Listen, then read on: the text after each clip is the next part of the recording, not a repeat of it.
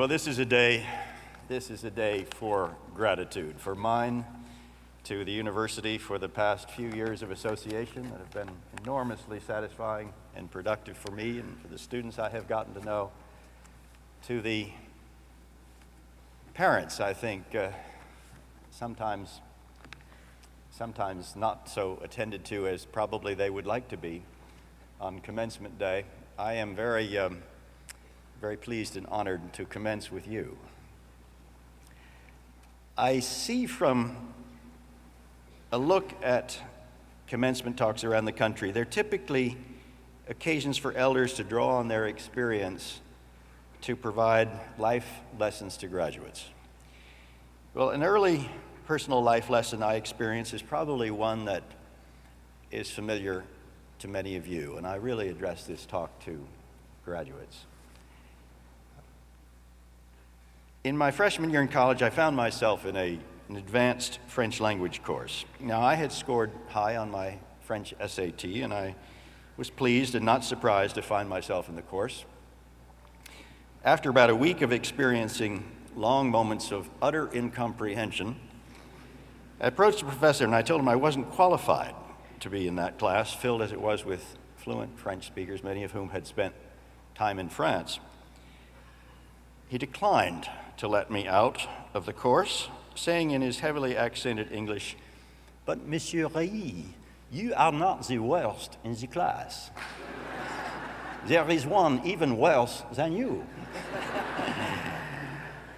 Well, I engaged a French nun to tutor me during my Christmas vacation, and I delighted in her helping me understand the assigned books, many of which were on the church's index of forbidden books. And I was determined to get better, and I finally did, spending my very formative junior year in Paris. A similar setback confronted me just 2 weeks after I had begun a new job as the fourth hire at the White House Council on Environmental Quality. The White House environmental officials were in great demand as speakers at events celebrating the first Earth Day. A West Virginia senator had requested a speaker, and so I was sent there. My subject was how to apply sound environmental principles to land use planning. And I advised West Virginians to keep away from steep slopes and wetlands. Well, at the conclusion of my talk, I invited questions, and an elderly gentleman standing toward the rear of the hall raised his hand. He began, "Young feller." Now, I was 30 years old, but I wasn't so young that I didn't recognize that any question that begins, "young fella," does not bode well. "Young fella, have you spent much time in West Virginia?" he asked. I said, "Not really." He said, "Well, it kind of shows. That's all we've got is steep slopes and wetlands."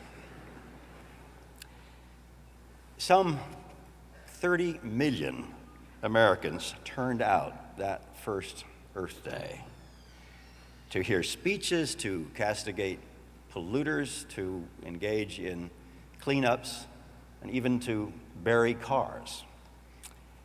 Imagine 30 million. The environmental rally had begun. The state of the environment they were protesting was really abysmal. A dog show that involved dogs fetching things from the Potomac River had to be called off as the dogs were getting sick. Have contact with Potomac water and you were advised to get a tetanus shot. A day outdoors in New York and your shirt needed changing. The collar was visibly soiled. In Los Angeles, thick gray smog blanketed the city, and much of the year it was rated seriously unhealthy to be outdoors. Air pollution alerts were common in big cities. Lake Erie was close to dying. A river caught fire in Cleveland and burned for days. The nation responded. President Nixon signed the National Environmental Policy Act on New Year's Day and pronounced the 1970s would be the decade of the environment. The act, NEPA, included a requirement for environmental impact statements on major federal actions significantly affecting the environment. And my first assignment at the council was to draft the guidelines for how agencies would prepare these statements. Within a short few years, beginning in 1970, the EPA was created, the Clean Air Act passed, the Clean Water Act was signed into law, with major new federal funding for wastewater treatment plants. Then later in the decade came new laws on toxics and safe drinking water. Now these laws have been hugely successful. Major air emissions, including the bad ones like lead and fine particulates, have been very significantly reduced. Malodorous waterfronts have become magnificent parks and valuable real estate. Lake Erie was revived to produce record fish harvest, though today nitrogen and phosphate runoff from farms threaten it anew. There are windsurfers in the Potomac. The nation didn't solve the environmental problems, but reduced them very significantly. Midway through the life of the Clean Water Act, an EPA administrator, Ruckelshaus, took stock before Congress. The purpose of the Clean Water Act was to make the nation's waters fishable and swimmable. He said, well, we haven't yet made the waters fishable and swimmable, but at least we can say they're no longer flammable. Modest EPA administrator, as they have tended to have to be. I dwell on these achievements because in my visits with college and graduate students in public policy and public affairs, they seem not to know them. The environmentalists especially seem down and gloomy about the future. The nation's great success with its environmental commitments seems not to occasion the confidence in the future that it should. The writer Greg Easterbrook has described environmental policy as one of the two greatest achievements of the post-World War II period in social policy, the other being Social Security. Americans were confident and ambitious in the early 1970s, but there were two notable purveyors of gloom. One was polluters and some economists who questioned whether the cost and regulation associated with pollution control and waste cleanup would hobble the economy, would cost jobs. Auto industry spokesmen predicted that clean air requirements risked destroying the sector. A second group consisted of environmentalists and academics who considered that the country and the world were already doomed by excessive population and economic growth. They made predictions that Indians and even Britons would suffer mass starvation in the 1970s and 80s, that economies would founder on limits to growth, and a planetary catastrophe could not be averted.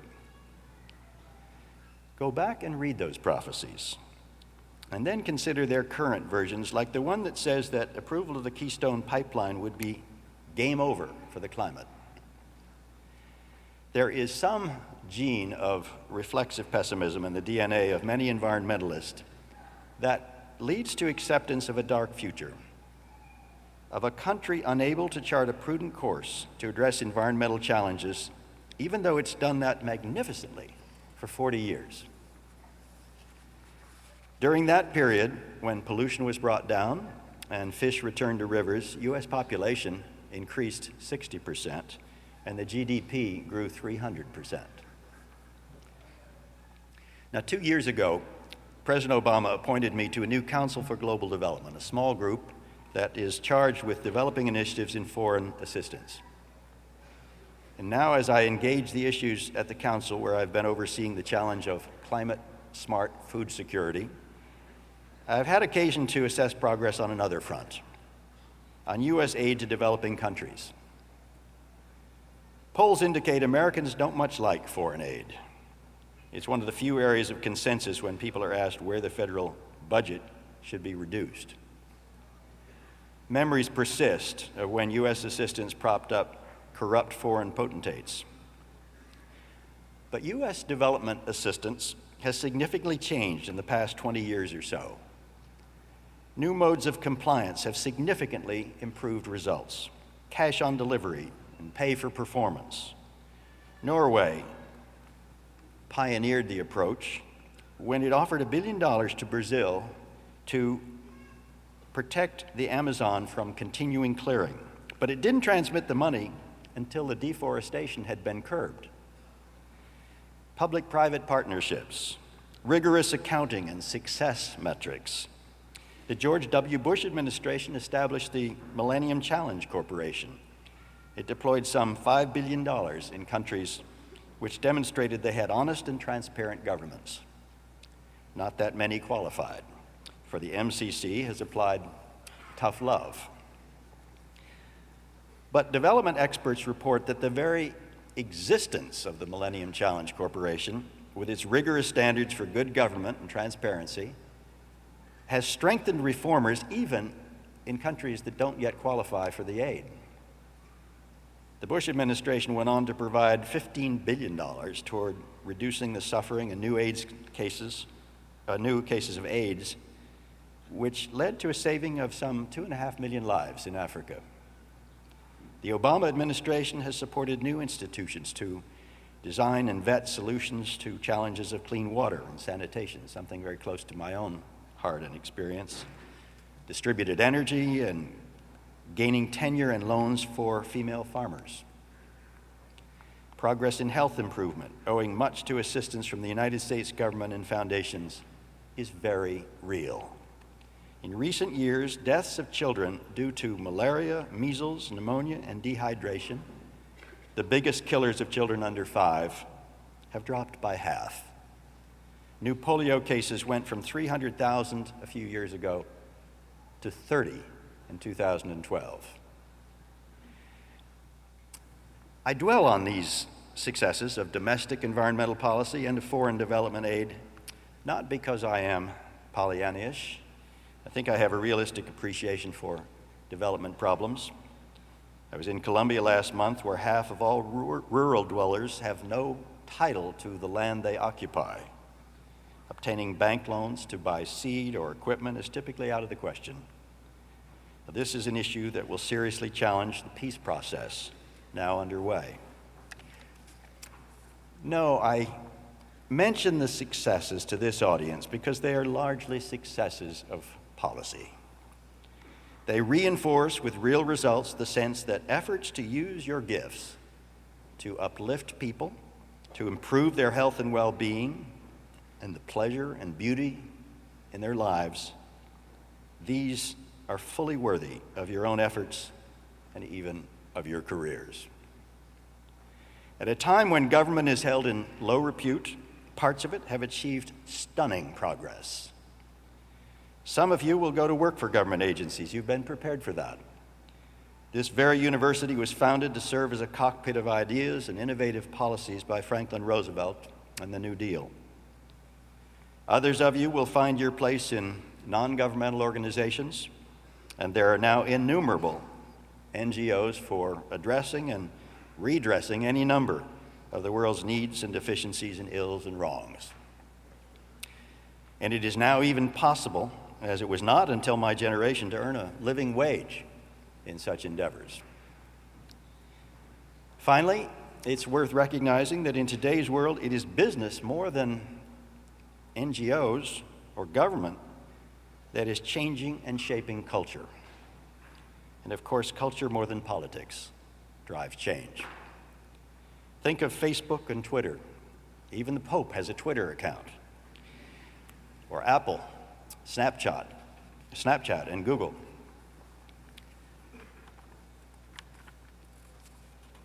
And when Walmart announces, as it did, that it will insist that all of the fish it sells be sustainably harvested, or materials must be recyclable, or working conditions civilized and healthful among its suppliers of food or fiber or manufactured products, reforms take hold in China and India and Bangladesh and transform workplaces and improve the lives of millions.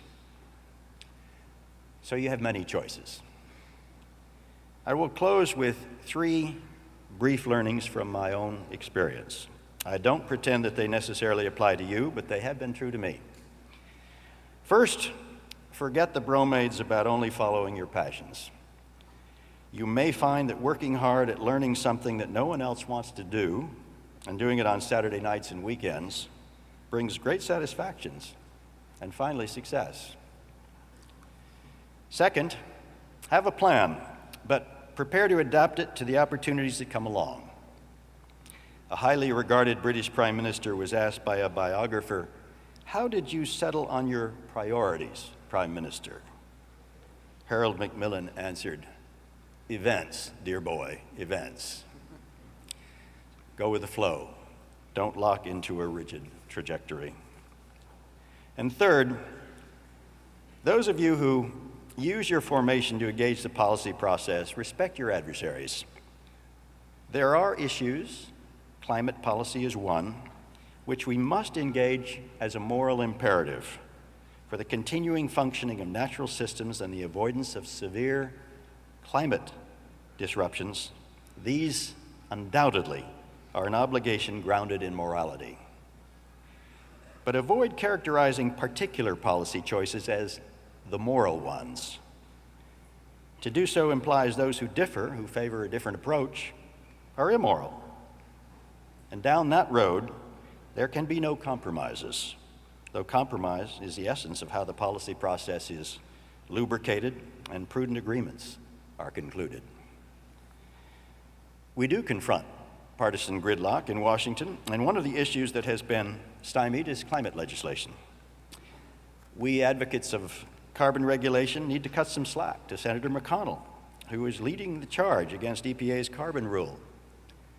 Kentucky, after all, gets 92% of its electricity from coal. Kentucky predecessor of Senator McConnell, Wendell Ford, once observed that a Kentucky senator has to speak for 3 politically incorrect industries: coal, tobacco, and bourbon. But he said Kentucky had one industry about which people were enthusiastic, and that is horse racing. He described going to the Kentucky Derby and searching for a seat, and finally finding an empty one and asking the lady sitting in the adjacent seat if it was free. And yes, she said, that seat belonged to my late husband. I'm a widow. So he took the seat and commented to the lady that surely she must have friends or relatives who would have been thrilled to occupy this seat on Derby Day. She said, "Yes, I do, but they're all at the funeral."